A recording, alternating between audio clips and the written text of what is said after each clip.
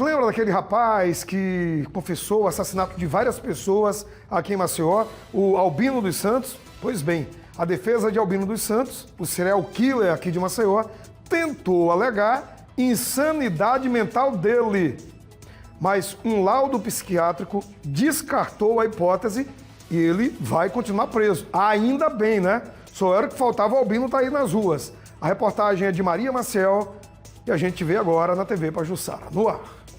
O exame foi solicitado pela defesa do réu, numa tentativa de livrá-lo das condenações.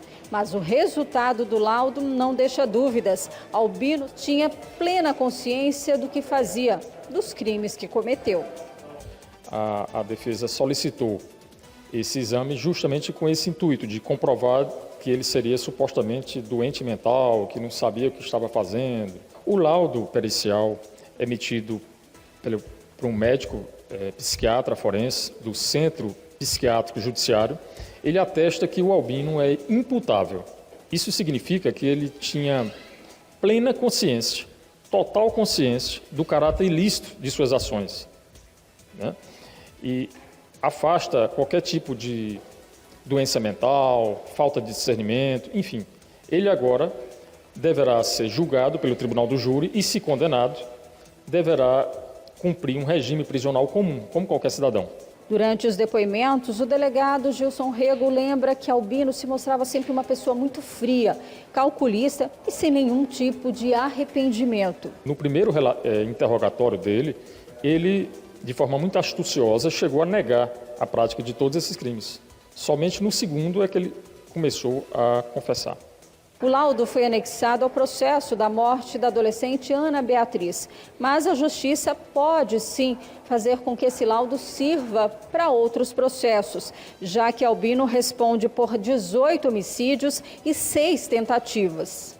Esse laudo, na verdade, ele confirma o que nós, nas investigações, havíamos indicado, de que ele agia, na verdade, com premeditação, planejamento, ele procurava apagar os rastros, as provas, né?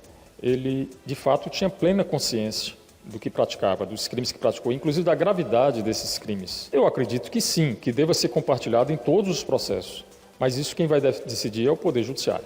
Albino considerado um dos maiores serial killers do Brasil. Todos os inquéritos já estão praticamente concluídos, como explica o delegado. A questão da sanidade mental não tem relação com o fato dele ser um serial killer, né? Ele é considerado um serial killer por conta do número de homicídios que ele praticou, por causa do modus operandi, porque havia um intervalo entre esses crimes. Agora ficou constatado que ele é um serial killer com imputabilidade, ou seja, com plena consciência do que praticava. Como você bem disse, foram 18 homicídios qualificados e 6 tentativas de homicídios qualificados. Praticamente todos já foram concluídos. Só restam 2 que já estão em fase de conclusão. Acredito que na próxima semana, início de abril, a gente já deva concluir. Então, todos praticamente já estão no Poder Judiciário. Só era o que faltava, né? Um homem desse está solto aí nas ruas depois de ter matado 18 pessoas. Depois de ter feito o que fez, a defesa vai lá dizer, não, ele não tem insanidade mental. Agora ele tem insanidade mental para planejar, para correr lá no Instagram, perseguir as vítimas, né? Ficar chateado porque o namorado de uma foi reclamar com ele, ele foi, matou lá o barbeiro, essa história do barbeiro que apareceu aí agora. Para isso ele é normal. Agora, para ser condenado, ele teria insanidade. Tá difícil essa história. Os juízes, o Tribunal de Justiça de Alagoas, né, a Justiça brasileira tem que ver a história desses laudos. Recentemente, saindo desse assunto, caindo num assunto que tem tudo a ver. Um jovem lá de União dos Palmares matou um dos seus melhores amigos, né, há 11 anos. Recentemente, na sexta-feira, ele foi julgado. Pediu ao juiz para ser julgado dentro de casa porque teria problemas de ansiedade. Foi condenado a 15 anos. Foragiu. Perna para que te quero. Mas ontem, um juiz aceitou o pedido de que ele não responda o crime que cometeu, os 15 anos de prisão na cadeia, porque ele tem problemas psicológicos gravíssimos.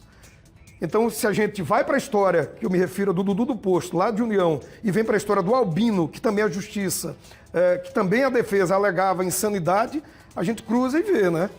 Não pode. Tem que olhar esses laudos direitinho. Quem está assinando esses laudos, né? No caso aí, não tem insanidade, tá? Ele é são, ele tem propriedades para responder por tudo. Já esse outro lá de União dos Palmares não teve. Então, a gente tem que continuar acompanhando de perto essa história. Esse é o nosso papel. Esse é o nosso compromisso enquanto jornalistas profissionais numa emissora como essa, que é da Vez e Voz da Família, que sofre. Porque imagina as 18 famílias agora pensando, esse homem poderia estar fora, ainda bem que vai continuar preso. Já do outro lado de União, não. Ele matou meu filho, meu pai, minha mãe, sei lá, e está em liberdade. E isso é muito grave. Isso também é uma vergonha, exige uma reflexão nossa.